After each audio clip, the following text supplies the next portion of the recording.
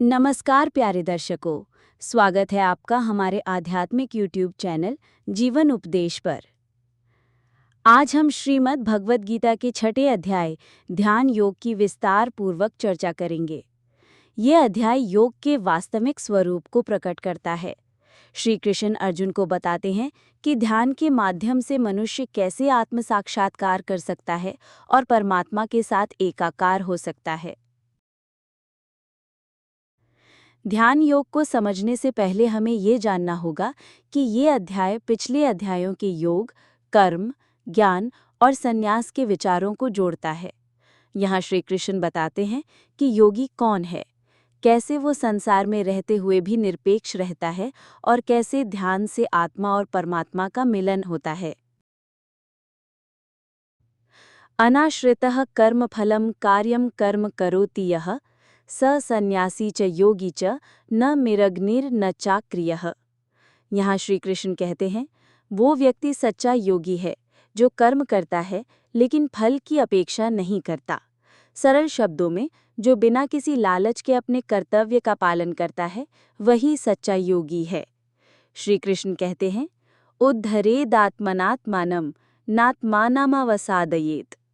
मनुष्य को स्वयं अपने मन को उठाना चाहिए, उसे नीचे गिरने नहीं देना चाहिए। हम स्वयं अपने मित्र हैं और स्वयं अपने शत्रु भी। शिक्षा: मन का नियंत्रण ही ध्यान योग का मूल है। एक अनुशासित मन परमात्मा तक पहुंच सकता है।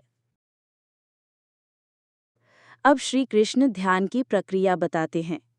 योगी एकांत स्थान पर बैठे, सीधे शरीर को रखे, मन को नियंत्रित करे, दृष्टि नाक के अग्रभाग पर रखे और मन को केवल भगवान में लगाएं।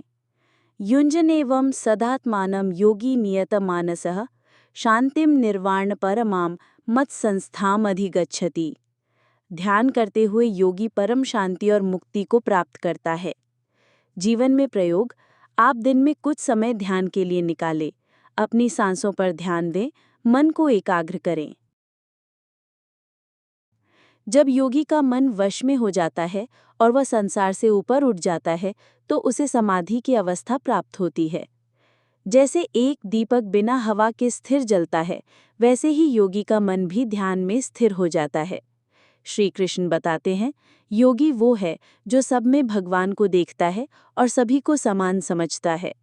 मूल संदेश: सच्चा योगी किसी से द्वेष नहीं करता, वो सभी को अपने जैसा मानता है, चाहे सुख हो या दुख, शत्रु हो या मित्र। अर्जुन कहते हैं, हे माधव, मेरा मन बहुत चंचल है, ध्यान लगाना बहुत कठिन है। श्री कृष्ण उत्तर देते हैं, असंशयम महाबाहो मनो दुर्निग्रहम चलम अभ्यासेन तु कौन्तेय वैराग्येण च गृह्यते। हाँ, मन को वश में करना कठिन है, लेकिन अभ्यास और वैराग्य से ये संभव है। शिक्षा: नियमित ध्यान, भक्ति और साधना से मन को नियंत्रित किया जा सकता है। यदि कोई योगी जीवन में ध्यान करते करते मृत्यु को प्राप्त हो जाए तो उसका क्या होगा? श्री कृष्ण बताते हैं, ऐसा योगी अगले जन्म में पुण्य घर में जन्म लेता है और फिर पुनः योग की साधना करता है। ये हमें सिखाता है कि ध्यान और साधना कभी व्यर्थ नहीं जाते, हर प्रयास आत्मा को आगे बढ़ाता है। श्री कृष्ण कहते हैं, योगी, ज्ञानी और तपस्वी में योगी सबसे श्रेष्ठ है। योगी नाम अपि सर्वेषां मद्गतेन अंतरात्मना श्रद्धावान भजते यो मां सम्मे युक्त तमो मतः। जो योगी श्रद्धा के साथ मुझे भजता है, वह सभी योगियों में सबसे श्रेष्ठ है। अंततः श्री कृष्ण भक्ति योग की ओर संकेत करते हैं। ध्यान, साधना और अंत में ईश्वर भक्ति, यही है मोक्ष का मार्ग। प्रिय दर्शकों, ध्यान योग हमें सिखाता है कि हम अपने मन को नियंत्रित करें, कर्म करें लेकिन आसक्ति न रखें और भगवान के स्मरण में मन को लगाएं।